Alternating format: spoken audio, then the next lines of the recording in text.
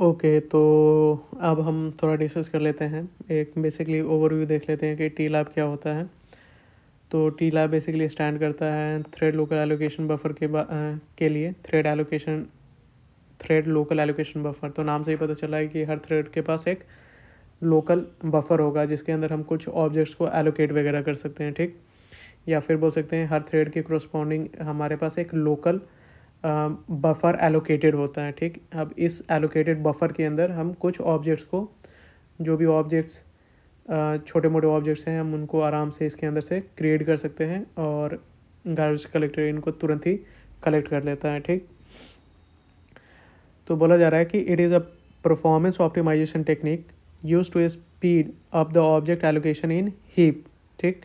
तो बोला जा रहा है कि ये एक बेसिकली परफॉर्मेंस ऑप्टिमाइजेशन टेक्निक है जिसको हम यूज़ करते हैं। ये जो टी लैब जो कॉन्सेप्ट है, ये परफॉर्मेंस ऑप्टिमाइजेशन टेक्निक है जिसको यूज़ करते हैं हम जो भी हीप के अंदर ऑब्जेक्ट क्रिएशन करने का प्रोसेस है उसको थोड़ा सा स्पीड अप करने के लिए, ठीक।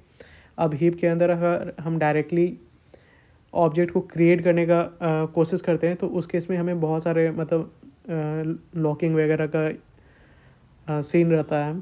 तो उस कारण से ओवरऑल प्रोसेस थोड़ा सा स्लो डाउन हो जाता है। उसको भी हम लोग आगे इधर देखेंगे। To understand TLAB you first have to understand the problem it solve, that is congestion. तो बोला जा रहा है, पता नहीं क्या है, कंटेंशन है कि कंटेंशन ही है ये वर्ड। तो बोला जा रहा है कि जो टी लैब है, इस टी लैब इस इस टी लैब कॉन्सेप्ट को क्यों इंट्रोड्यूस किया गया था। तो इस टी लैब को बेसिकली इंट्रोड्यूस किया गया था एक प्रॉब्लम को सॉल्व करने के लिए। एक काफ़ी इंपॉर्टेंट प्रॉब्लम है कंटेंशन करके। तो ये बेसिकली होता क्या है, ठीक। The problem, the heap bottleneck in a multi-threaded application, many threads are creating objects simultaneously. Normally these objects are allocated in the hidden space. So hidden space is basically a part of the young generation of heap memory. If तो देखो okay, so if all threads tries to allocate memory from the same shared space at once, the JVM would need to use a lock and an atomic operation, for example like compare and swap, to ensure that two threads don't grab the same memory address. This synchronization creates a massive bottleneck as the number of thread increases. तो basically ये problem क्या है contention का। तो बोला जा रहा है कि जो हमारा मल्टी थ्रेडेड एप्लीकेशन होता है, ठीक। तो इसमें क्या होता है कि जो मल्टी थ्रेडेड एप्लीकेशन के अंदर जो हमारा मल्टीपल थ्रेड्स होता है, ठीक। अब ये सभी मल्टीपल थ्रेड्स जब एक साथ ऑब्जेक्ट्स को क्रिएट करने का कोशिश करता है हमारे हीप मेमोरी के अंदर, तब ये जो ऑब्जेक्ट को क्रिएट करने का कोशिश करता है, ये कहाँ पे क्रिएट करने का कोशिश करता है, ये बेसिकली एडन स्पेस के अंदर। ये सभी के सभी मल्टीपल थ्रेड्स एक साथ एडन स्पेस के अंदर ऑब्जेक्ट्स को क्रिएट करने की कोशिश करते हैं, ठीक। अब एडन स्पेस क्या है। तो एडन स्पेस बेसिकली पार्ट है यंग जनरेशन, एक मेमोरी का एरिया होता है। हमारा जो हीप मेमोरी है, ओवरऑल जो हीप मेमोरी है उसके अंदर एक छोटा सा एरिया है जिसको हम बोलते हैं यंग जनरेशन। यंग जनरेशन के अंदर क्या होता है कि जो भी ऑब्जेक्ट्स हैं जो न्यूली बने हैं और न्यूली ही उनमें से majority of the application destroy हो जाएंगे, उनसे स्पेस को कलेक्ट कर लिया जाएगा। तो वो जो ऑब्जेक्ट है वो ज़्यादा टाइम तक रहते नहीं हैं, एग्जिस्ट नहीं करते हैं। तो इसके बारे में भी हम लोग अच्छे से देख लेंगे, यंग जनरेशन और ओल्ड जनरेशन के बारे में, कि ये दोनों है क्या और इनका कॉन्सेप्ट किस तरीके से यूज़ किया जाता है ऑब्जेक्ट को स्टोर करने के लिए, ठीक। अब इसमें प्रॉब्लम क्या है कि ये जो मल्टीपल थ्रेड्स हैं, एक मल्टी थ्रेडेड एप्लीकेशन के अंदर जो मल्टीपल थ्रेड्स हैं वो एक साथ जब ऑब्जेक्ट को क्रिएट करने का कोशिश करते हैं एडन स्पेस में, तो हो सकता है कि ये सभी के सभी जो थ्रेड्स हैं, ठीक, ये सब एक ही स्पेस को मतलब एक ही स्पेस पर जो अपना ऑब्जेक्ट है वो क्रिएट करने का कोशिश करें, ठीक। तो इस प्रॉब्लम से बचने के लिए जेवीएम क्या काम करता है कि एक लॉक को यूज़ करता है, ठीक। और बेसिकली वहाँ पर चेक करता है कि अगर एक ऑब्जेक्ट एक थ्रेड अगर किसी एक मेमोरी एड्रेस को पकड़ लिया है, वहाँ पे ऑब्जेक्ट वो क्रिएट कर रहा है, तो वो फिर दूसरे थ्रेड को उस जगह पर ऑब्जेक्ट क्रिएट नहीं करने देता है। तो ये जो सिंक्रोनाइजेशन का इशू है, मतलब ये इशू नहीं है, एक सेफ्टी मैकेनिज्म है, बट इसके कारण क्या होता है कि हमें एक काफ़ी बड़ा बॉटलनेक देखने को मिलता है, क्योंकि हम मल्टी थ्रेडेड इन्वायरमेंट के अंदर काम तो कर रहे हैं, पर जो मल्टीपल थ्रेड्स हैं उनको रुकना पड़ रहा है इस जगह पर ऑब्जेक्ट क्रिएट करते टाइम। और हमें ऑब्वियस है कि हज़ारों लाखों ऑब्जेक्ट्स को क्रिएट करने का ज़रूरत पड़ जाता है एट अ टाइम। तो उस टाइम पर मल्टी थ्रेडेड इन्वायरमेंट एक तरीके से हमारे लिए डिसएडवांटेज के जैसा भी काम करने लगता है। ठीक, तो वहाँ पे ये जो कॉन्सेप्ट है टी लैब, ये हमें बहुत ज़्यादा हेल्प करता है ऑब्जेक्ट को क्रिएट करने में। कैसे, तो वो हम देखते हैं। Instead of making every thread fight for the same spot in the heap memory, the JVM gives each thread its own small private chunk of hidden space. This is the T-lab. तो बोला जा रहा है कि अब जितने भी threads हैं वो सभी कोशिश कर रहे हैं कि हिडन स्पेस के अंदर एक ऑब्जेक्ट को क्रिएट करने का, बट यह है कि हिडन स्पेस के बाहर हमें एक लॉकिंग मैकेनिज्म को फेस करना पड़ता है, जिसके कारण से अगर मल्टीपल थ्रेड्स है, 5-10 अगर थ्रेड है, तो सिर्फ एक ही थ्रेड एक बार में जाकर अंदर ऑब्जेक्ट को क्रिएट कर सकता है। अब इस प्रॉब्लम को सॉल्व करने के लिए क्या काम किया जाता है कि जेवीएम हर एक थ्रेड को एक छोटा सा हिडन स्पेस का पार्ट दे देता है। हर थ्रेड, यानी अगर 5 थ्रेड है तो पांचों थ्रेड के पास कुछ छोटा छोटा एक चंक होगा हिडन स्पेस का, और ये जो छोटा सा प्राइवेट चंक होता है हिडन स्पेस का हर एक थ्रेड के करस्पॉन्डिंग, इसको हम लोग बोलते हैं T lab, that is thread local allocation buffer. ठीक, अब इसके बारे में हम थोड़ा सा पढ़ लेते हैं। तो पहला पॉइंट दिया हुआ है कि private work space, when a thread needs to create a new object it looks in its own TLAB first. ठीक, तो जब भी किसी भी थ्रेड को अगर कोई भी एक ऑब्जेक्ट को क्रिएट करने का ज़रूरत पड़ता है, तो सबसे पहले वो अपने खुद के टी लैब के अंदर देखता है, जो एक इनके पास एक छोटा सा प्राइवेट हिडन स्पेस होता है, उसके अंदर देखता है कि वेदर वो ऑब्जेक्ट ऑलरेडी एग्जिस्ट कर रहा है कि नहीं। ठीक, अगर कर रहा है तो उसको वो रीयूज़ कर सकता है, और नहीं तो उसको हिडन स्पेस को डायरेक्टली एक्सेस करने का कोई ज़रूरत नहीं है, वो अपने टी लैब के ही अंदर जो भी ऑब्जेक्ट है उसको क्रिएट कर सकता है। ठीक, सेकेंड पॉइंट दिया हुआ है कि lock free allocation, since only one thread owns that specific buffer, it can allocate memory simply by moving a pointer, the bump the pointer technique without any lock or synchronization। तो बोला जा रहा है कि अब सिंस जो भी हमारा थ्रेड है, अगर उसको एक ऑब्जेक्ट क्रिएट करने का ज़रूरत है और 5-6 थ्रेड एक साथ ऑब्जेक्ट क्रिएट करने का कोशिश कर रहे हैं, तो हर थ्रेड के पास एक लोकल इनके पास हिप स्पेस है। ठीक, हिडन स्पेस है, और वो प्राइवेट है। हर थ्रेड के स्पेसिफिक करस्पॉन्डिंग वो एक प्राइवेट हिडन स्पेस है। तो वहाँ पे हमें कोई भी सिंक्रोनाइजेशन या फिर लॉकिंग मैकेनिज्म को फेस नहीं करना पड़ता है ऑब्जेक्ट को क्रिएट करते टाइम। तो जो भी थ्रेड है वो सिंपली अपना पॉइंटर को मूव करके, यहाँ पे टेक्निक भी दिया हुआ है बम्प द पॉइंटर टेक्निक, इसको यूज़ करके जो भी ऑब्जेक्ट है वो क्रिएट कर सकता है। ठीक, फिर थर्ड पॉइंट दिया हुआ है efficiency, this makes object allocation nearly as fast as stack allocation in other languages. तो बोला जा रहा है कि इसे क्या है कि जो ऑब्जेक्ट को एलोकेट करने का जो प्रोसेस है वो बहुत ज़्यादा ओवरऑल फास्ट हो जाता है टी लैब के कारण हमारे जेवीएम के अंदर, हीप मेमोरी के अंदर। So how it works in practice? So first, initialization, when a thread starts, the JVM assigns a TLAB from the hidden space. Second, allocation, the thread fills its TLAB with the new object.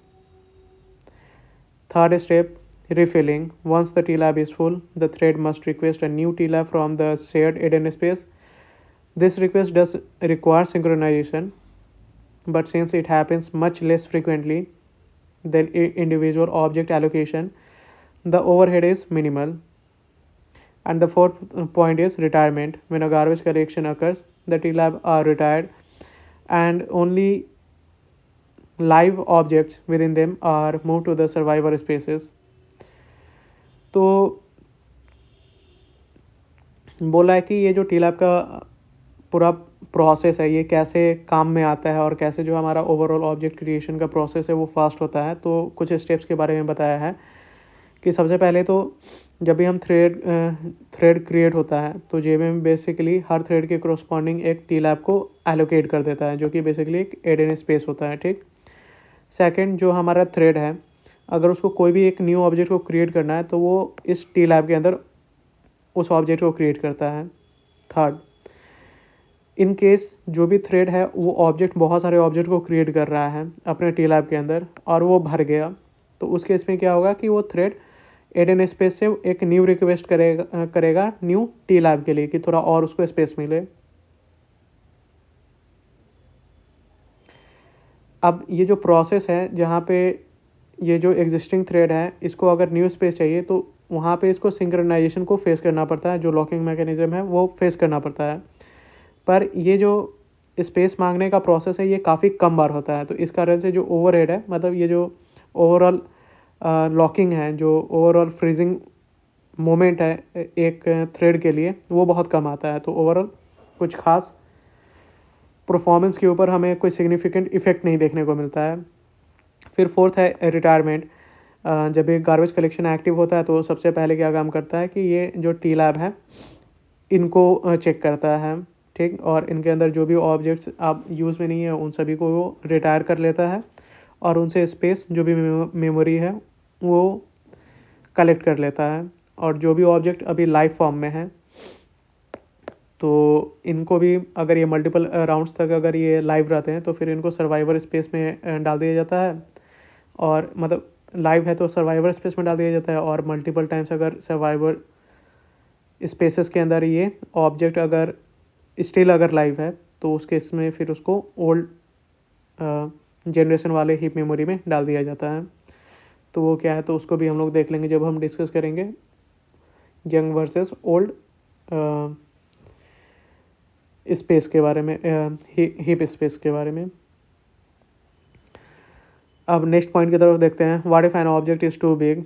If an object is larger than the remaining space in the TLAB और larger than a certain threshold, the JVM bypasses the T-Lab and allocates it directly in the shared heap or even the old generation। तो बोला जा रहा है कि मान लो कि कोई भी एक थ्रेड है, अगर उसको एक ऑब्जेक्ट को क्रिएट करना है और वो ऑब्जेक्ट का जो साइज़ है वो इतना बड़ा है कि जो हमारे पास एलोकेटेड टी लैब है उस थ्रेड को जो टी लैब एलोकेट किया है उससे भी बड़ा उस ऑब्जेक्ट का साइज़ है जो कि वो थ्रेड क्रिएट करना चाह रहा है। ठीक। तो उस केस में क्या होता है कि जेवीएम ये जो टी लैब का स्पेस है इसको बेसिकली बाईपास कर देता है, ये डायरेक्ट जाता है शेड हीप के पास। ठीक। या फिर ओल्ड जनरेशन के पास, और वहाँ पे अगर इसको वेट करना पड़ता है, लॉकिंग मैकेनिज्म को फेस करना पड़ता है, तो वहाँ पे वो फेस करता है। लेकिन जो ऑब्जेक्ट का क्रिएशन है वो डायरेक्टली जो भी हैवी ऑब्जेक्ट है उसको डायरेक्टली वो फिर प्रॉपर हीप मेमोरी के अंदर में कर देता है।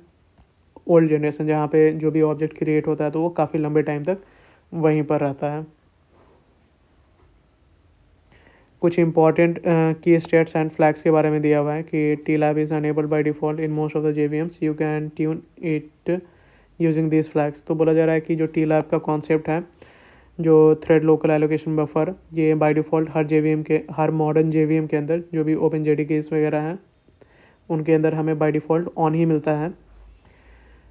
तो हम कुछ फ्लैग्स के बारे में जान लेते हैं कि इनकेस अगर हमें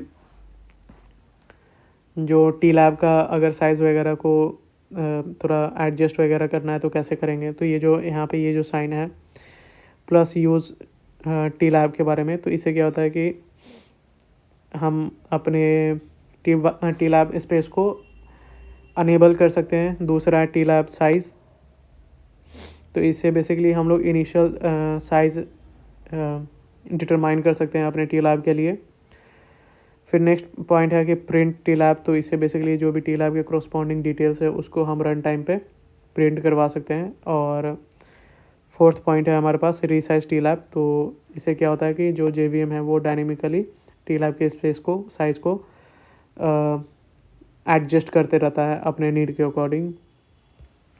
तो वापस से हम एक बार देख लेते हैं कि टी लैब होता क्या है। तो टी लैब बेसिकली स्टैंड करता है थ्रेड लोकल एलोकेशन बफर के बारे में। तो ये बेसिकली कॉन्सेप्ट को इंट्रोड्यूस किया गया था एक प्रॉब्लम को सॉल्व करने के लिए, जो कि है कंटेंशन। ठीक, तो ये प्रॉब्लम होता क्या है कि जब भी हम एक मल्टी थ्रेडेड एप्लीकेशन के अंदर काम करते हैं तो जो मल्टीपल थ्रेड्स होते हैं, अगर वो एक साथ एडन स्पेस के अंदर अगर एक सेम मेमोरी एड्रेस पे ऑब्जेक्ट क्रिएट करने का कोशिश करते हैं, ये जो मल्टीपल थ्रेड्स हैं वो सेम मेमोरी एड्रेस पे अगर एक साथ डिफरेंट ऑब्जेक्ट्स को क्रिएट करने का कोशिश करते हैं, तो उसे एक प्रॉब्लम उसे हमें सिंक्रोनाइजेशन इशू आएगा। तो उसको प्रिवेंट करने के लिए क्या काम होता है कि सिंक्रोनाइजेशन और लॉकिंग मैकेनिज्म को यूज़ किया जाता है, ताकि एक बार में एक ही थ्रेड ऑब्जेक्ट को क्रिएट कर सकें। ठीक, तो इसे ओवरऑल होता क्या है कि लॉकिंग मैकेनिज्म के कारण हमारा ओवरऑल जो प्रोसेस है वो बहुत ज़्यादा स्लो हो जाता है। तो इसको प्रिवेंट करने के लिए क्या होता है कि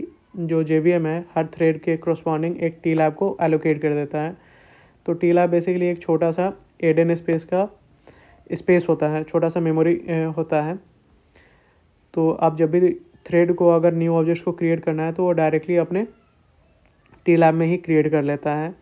और इस टी लैब में सिंस हर थ्रेड के पास उनका एक अपना टी लैब होता है, तो उनको कोई भी सिंक्रोनाइजेशन को फेस नहीं करना पड़ता है, और जिससे ओवरऑल जो एफिशिएंसी है वो काफ़ी ज़्यादा इंक्रीज़ हो जाता है ऑब्जेक्ट को क्रिएट करने का या फिर यूज़ करने का। इनकेस अगर उनको कोई ऑब्जेक्ट चाहिए तो वो पहले टी लैब में चेक कर लेते हैं, नहीं है तो फिर वो क्रिएट कर लेते हैं।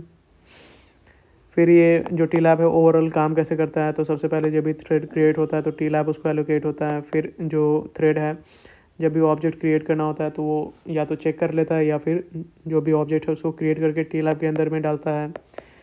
फिर रिफिलिंग, जब भी टी लैब भर जाता है तो जो थ्रेड है वो रिक्वेस्ट करता है थोड़ा सा और स्पेस के लिए। और ओवरऑल ये जो स्पेस मांगने का प्रोसेस है ये काफ़ी कम बार होता है, तो ओवरऑल हमें कुछ खास एफिशिएंसी में डिफरेंस नहीं देखने को मिलता है। और जब भी गार्बेज कलेक्टर हमारा एक्टिवेट होता है तो फिर सबसे पहले वो टी लैब को ही चेक करता है, जो भी ऑब्जेक्ट्स अब हमारा अनयूज्ड है तो उन सभी को वो कलेक्ट कर लेता है। तो बार बार हमारा वैसे भी टी लैब खाली हो रहा है तो बहुत ज़्यादा हमें लार्ज स्पेस मांगने की ज़रूरत भी बहुत बार नहीं पड़ती है।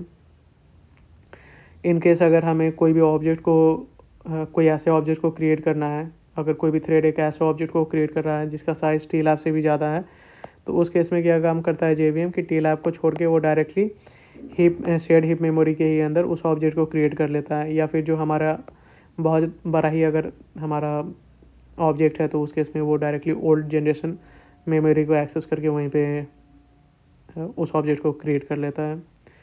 फिर कुछ इंपॉर्टेंट की स्टेट्स एंड फ्लैग हैं, जैसे अगर हमें अनेबल करना है तो इसको यूज़ कर सकते हैं।